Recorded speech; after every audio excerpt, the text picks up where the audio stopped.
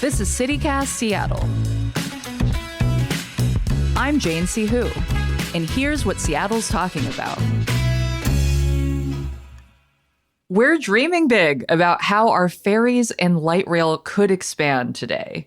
And it's Tuesday, which means we'll be bringing you our favorite good news in our weekly segment, Good News Day Tuesday.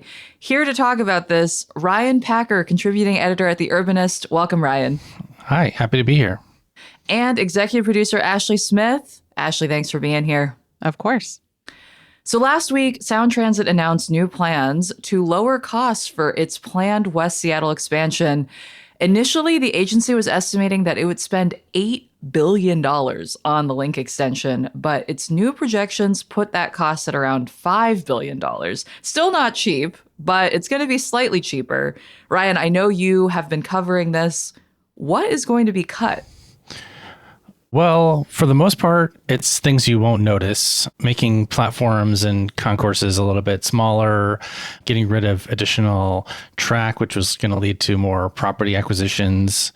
Ultimately, there's going to be a big cut in terms of the Avalon Way light rail station, which was going to be in between Alaska Junction and Delridge. That station is close to the other two, like I mentioned, so the ridership wasn't expected to be huge.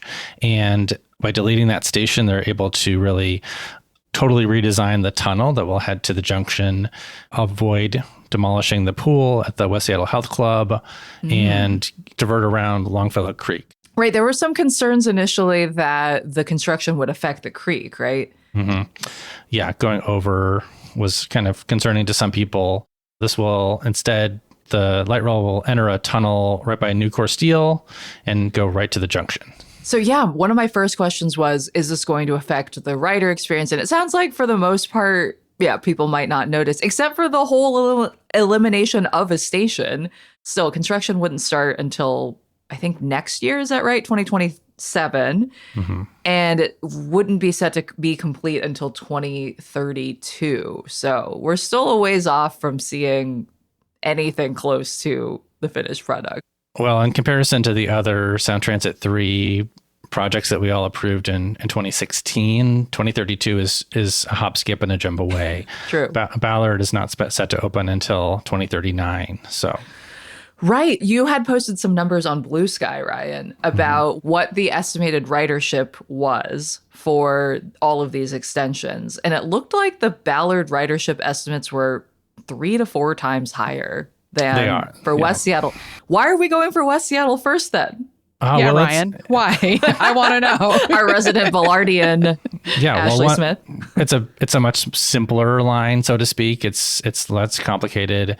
Ballard gets you so much ridership because you're building a second tunnel under downtown. So you're getting all of the trips across downtown, Seattle Center, South Lake Union, as well as Ballard Inner Bay. And so obviously those are really great trips to enable, but West Seattle is a 4-station line, a little less complicated. You're still going over the Duwamish River. You're still doing a tunnel to the junction. And you kind of have to start somewhere in terms of the work that's going to happen in SoDo to build the West Seattle's light rail station is going to translate really quickly into going north from there. And so it's a little bit of a natural stage. Man, it would be really great to be able to get to Seattle Center on light rail and not have to take the monorail. I mean, I do love the monorail as a novelty, but as a form of transit, I feel like there are more efficient ways, but sounds like we'll have to wait until 2039 potentially. Oh my God.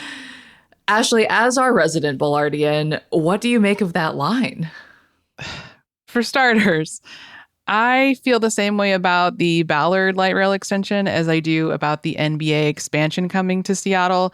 I am tired of hearing about it and I just want you to do it already.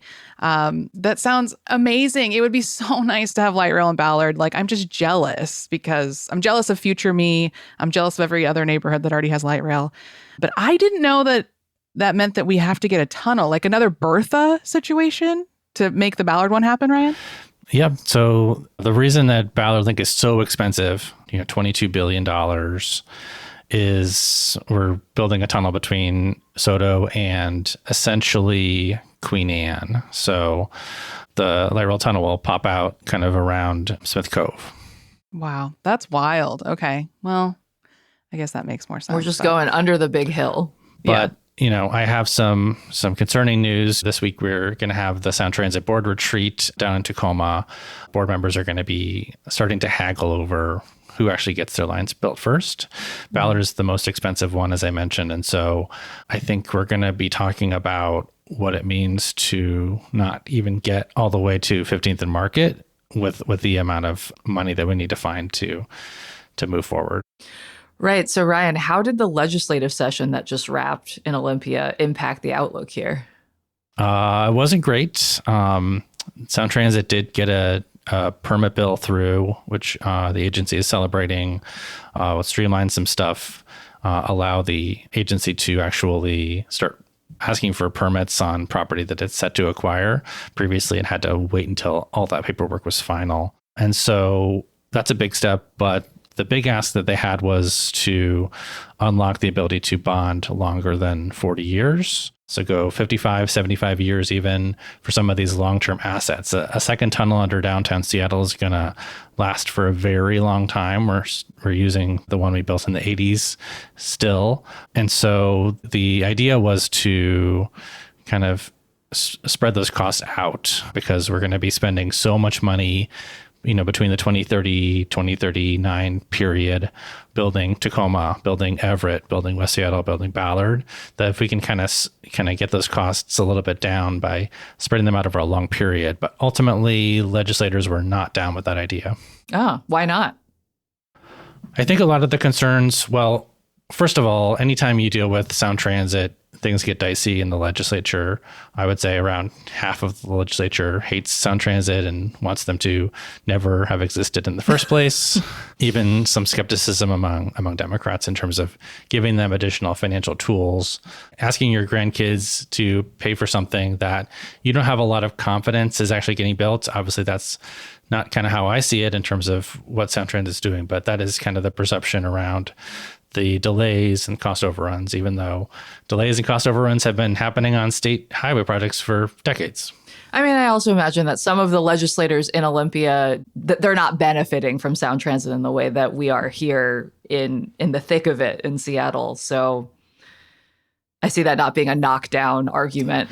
Yeah, that's another big part of it. And people who represent places like South Pierce County, where they're paying for car tabs and sales tax and property tax on light rail that they haven't seen. I could see how that might make you a little salty. Want to keep that money if you're not getting any benefit back. Yeah.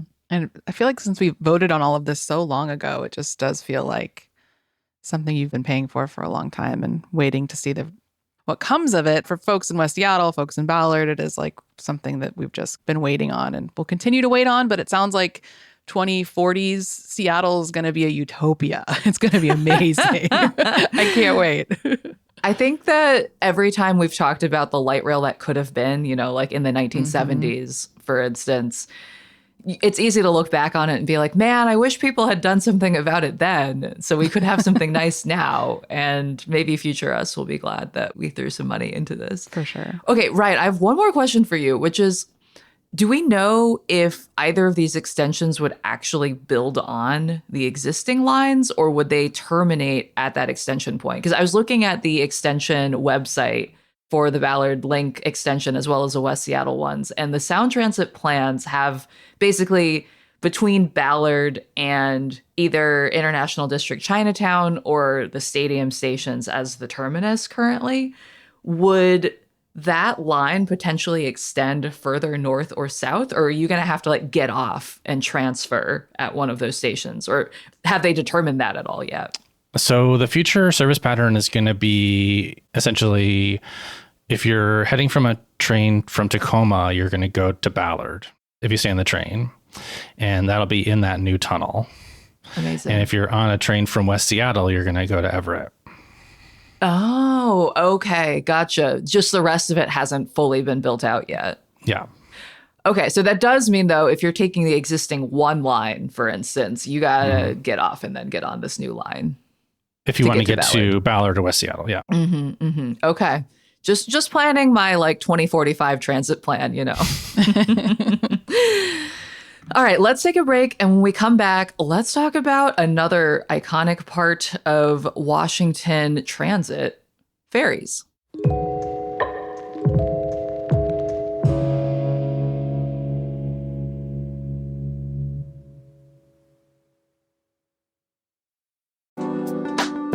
When I first moved to Seattle, I started going to events at Town Hall as a way of getting to know the city.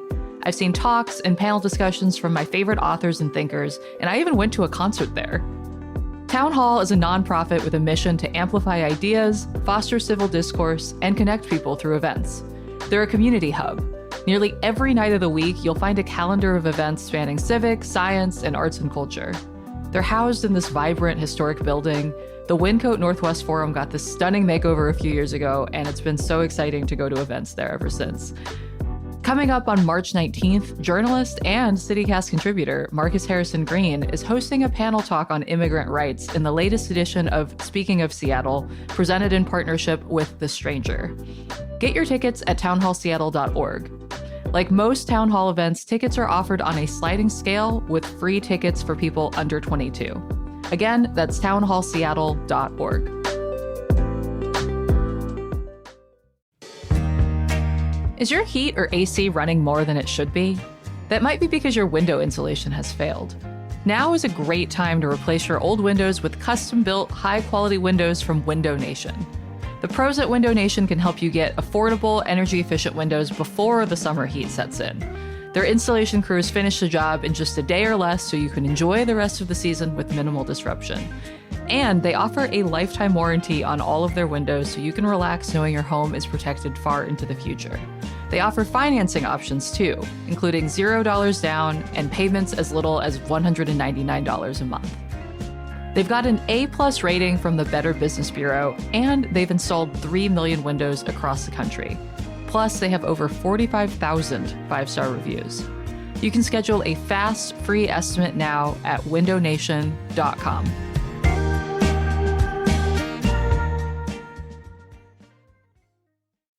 Washington's ferries are an important part of transportation to millions of people in our region. They're also just iconic. I feel like when people think about Washington and Puget Sound, like, you got that iconic Washington ferry system.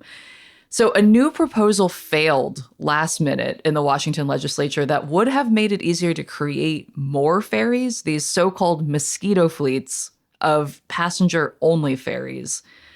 So first, I want to give a little bit of background about how the Washington ferry system is doing in general. I mean, have you all been on any of the Washington state ferries lately, or I guess seen any of the headlines about it? For sure. I've been to Bainbridge recently. I went to Bremerton the other day. So yeah, the ferry system seems to be chugging along. I think the real concern is what's coming down the pike. Yeah, I was on the Kingston ferry recently. And coming back, there was, I mean, granted, it was a Sunday afternoon, but kind of a gross Sunday afternoon. But there was still a pretty long wait just to get in that ferry line. I think, yes, the ferry system is definitely chugging along. We're thinking about the future. Last summer, we definitely saw some long delays as some of these boats have been out of service.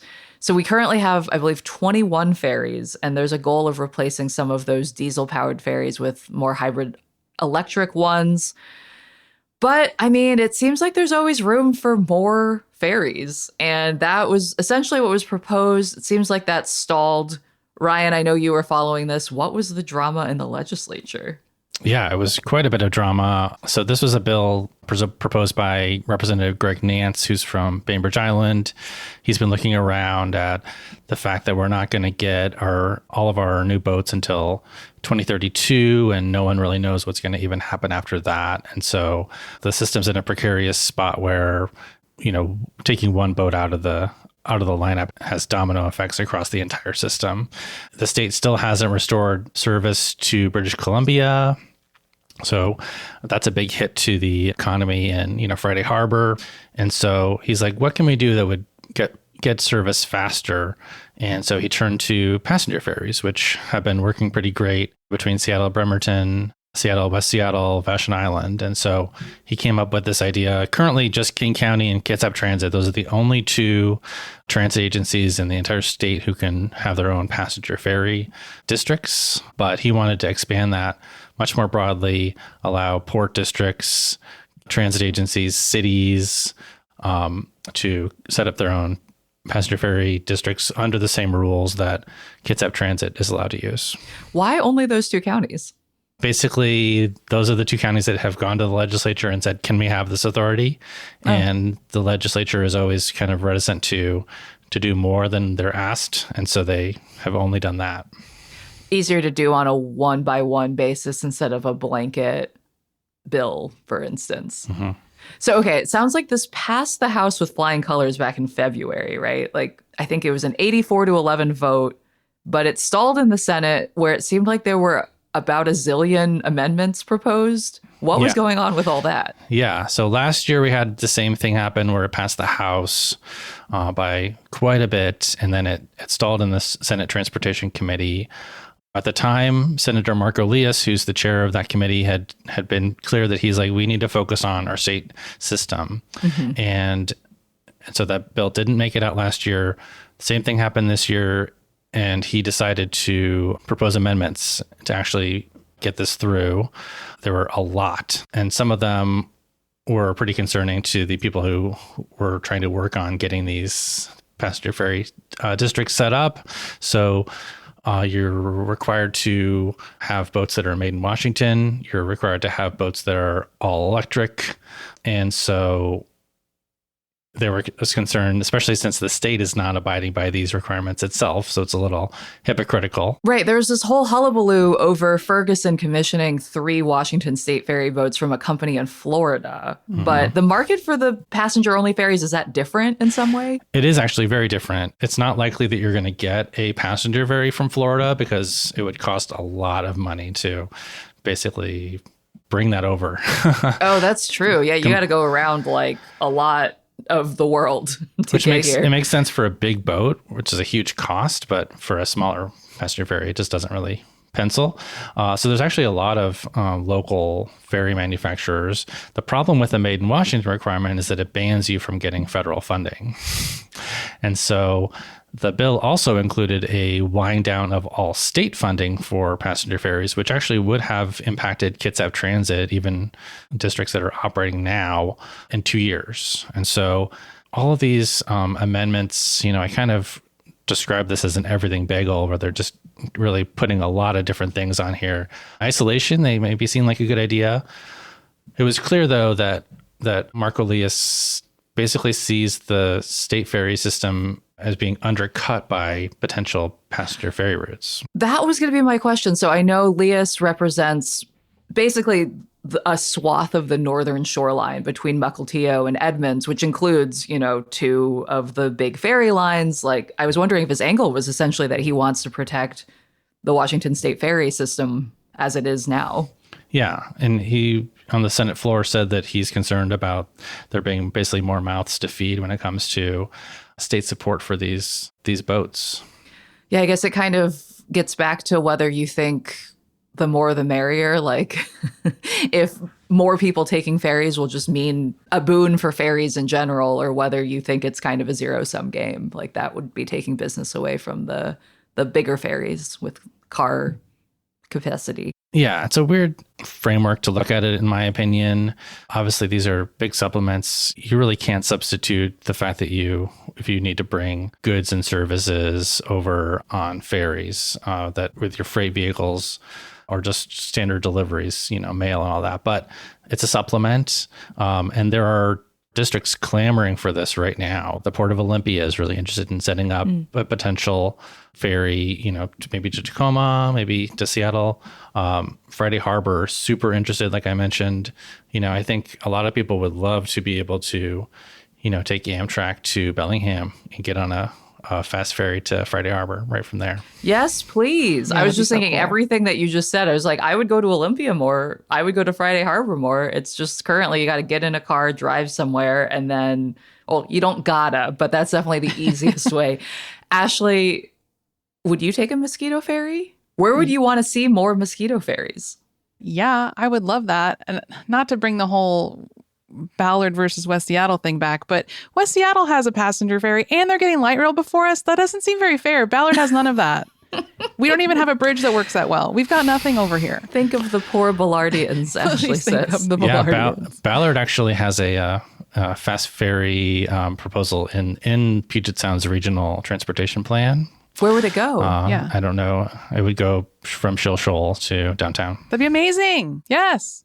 Way better Where can than I sign? Is it the D line that goes between Ballard and downtown? Mm-hmm. I feel like every time I've met up with a friend downtown who's like, I took the D line here, they have a story. Like either the bus got stuck on the bridge or like it'd be nice to have an alternative. Yeah, in the summer when the heat expands the bridge and it'll go up and it can't come back down all the way. Oh. I one time had to be on there. I was like on the bus. I think I was riding the D home. And the bus driver, after like an hour, was like, you guys should just get off and go. And we're like, we can't leave you, man. Like, we're all in it together. But yeah, Ballard downtown would be amazing. Ballard to West Seattle or one of the islands would be amazing. Discovery Park to Bainbridge would be cool. Oh. I have kind of maybe a dumb question. If you did have a ton more ferries like this, I assume there's some kind of like air traffic control, but for boats, like how would that work with the routes and like timing? I mean, it's not as complicated as air traffic controllers, but there are limits on ferry service and the Coast Guard, I believe, is in charge of that. Interesting. Okay. Yeah, there's not the up and down dimension of the travel that I feel like really complicates air travel. Mm-hmm. Mm-hmm. The only thing I know is that there are definitely rules of how you are supposed to operate and also a hierarchy of basically the larger the vehicle you have, the more right of way that you have. So, but seems like that shouldn't be too hard to work out. Like, I don't know that there's so much traffic in the Sound that you couldn't just radio to one another and kind of make sure that there isn't conflict.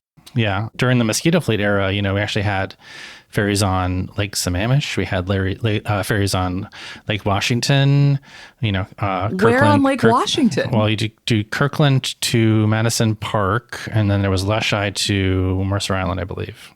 Wow. But the big thing about Lake Washington is if you're going to propose a fast ferry there, you're going to have to deal with University of Washington and their beloved crew program.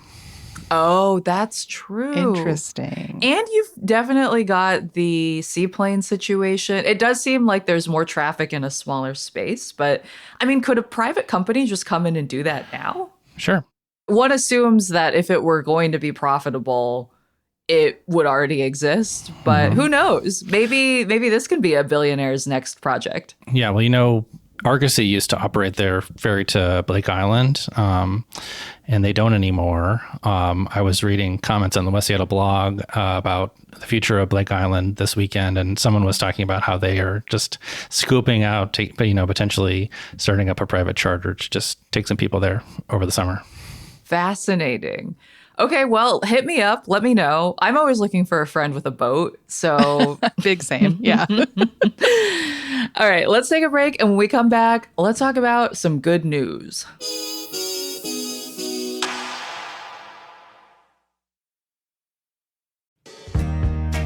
If you're enjoying the podcast, be sure to follow us on Apple, Spotify, or wherever you listen so you never miss an episode. Also, leave us a little review. It's really helpful. And tell your friends about us. You can also get more local news and events delivered right to your inbox by subscribing to our newsletter. Just go to seattle.citycast.fm. And you can find us on Instagram, Blue Sky, and TikTok at CityCast Seattle, and you can watch full episodes of this show on YouTube. It's Tuesday again, which means it's time for my favorite weekly segment, Good News Day Tuesday, where we talk about what good news we've heard in the last week. Ashley, do you have any good news to bring us? Well, one, I just discovered that there's a coffee museum in Ballard, which maybe not news to anyone else, but it is news to me, and I'm very excited to check it out. It's on Shill Shoal, like in one of those like big buildings down there. I've never heard of that. What does one see at the coffee museum? all these cool old like espresso machines, I think, that have been refurbished over the years. So you can see like there's a bunch of mocha pots, there's a bunch of espresso machines, there's all kinds of cool stuff. It's spelled BAKKE Coffee Museum, if anyone wants to check that out. I feel like I have to go there immediately. They're only open to the public on like second and fourth Sundays, though. So I'll have to see if that works Oh, out. that maybe is why I've never heard of it. Ryan, I Yeah. know you're a big coffee enthusiast. Yeah, I need to check this out. I'm super excited. It looks really cool. And then also, there's a new Washington law that's going to make it easier for the state to distribute our abortion pill stockpile, which is nice. This new law that was signed will ensure that all the remaining pills that the state has on hand are easier to access and use. Before, they had to charge for them no matter what, and now they don't. So they can actually like figure out who they can donate them to, I guess. Do we know how big the stockpile is? I don't know if we know how big it is now, but they had to get rid of 30,000 expiring doses recently. Expiring. Yeah, no, give that to the people if they can use it. Yeah, especially if like we already have it. Yeah, so it has to be thousands and thousands, and hopefully will actually be used now. Yeah. Ryan, do you have any good news for us? Yeah, lots of good news. So last week, Katie Wilson proposed the renewal to the Seattle Library levy. Pretty excited about more stable funding for our libraries. It sounds like they're going to be able to ramp up a lot more programming with this funding. Unfortunately, we're not getting any more hours, so that's a little bit of the downside. But stable funding for libraries is always, I think, good news. Trying to maintain the gem that is our library system. Exactly. Also, last week, King County Metro announced that they are finally going with all door boarding on the system. So this has been something that you kind of have been able to do surreptitiously for a while. Get on the back door and tap your Orca card at that reader, but it's going official starting March 28th. So that'll be something that will free up buses at the stops and make service better for everybody. Make it faster. Okay, I'd seen some people do that recently on the bus and noticed that there is a card reader at one of the middle doors now.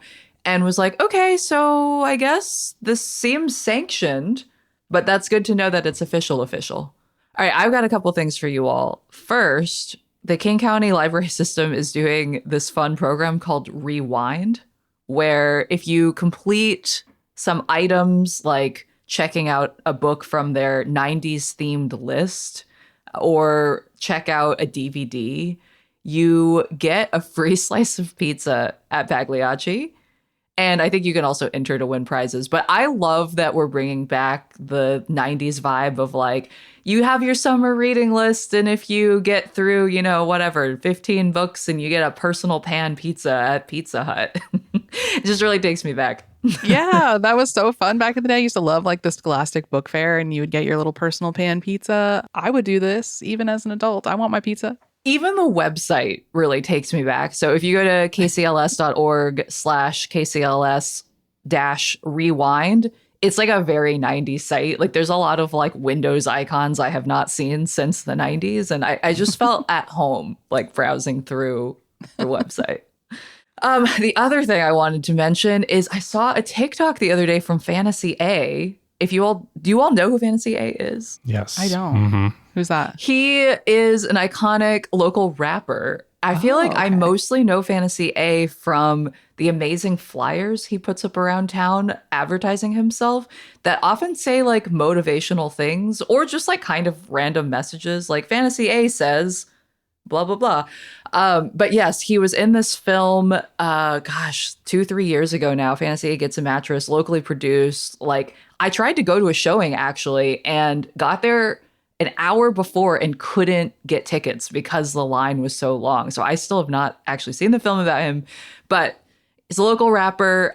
He made a video the other day saying that he is applying to be on the Netflix show Love on the Spectrum. Oh, nice. And I do have complicated feelings about that show. I've heard from people that they don't feel like it's necessarily the best or most accurate representation of what it's like to be dating when you are a person on the spectrum. However, I feel like this is going to be the thing that gets all of Seattle to watch whatever next season it is if Fantasy A is on it. And I just kind of love when someone is putting themselves out there being like, look, I want to be on the show. everyone support me. And he just seems like a delightful man. And I wish him all the luck in the world in getting what he wants. So, Oh, nice. yeah. I think that is it for all of the good news that we have heard in the last week. Thank you so much, Ryan, for bringing us your good news. Yeah, thanks for having me. And Ashley, thanks as always for being here. Sure, anytime. That's all for today here at CityCast Seattle. I'm your host, Jane C. Hu.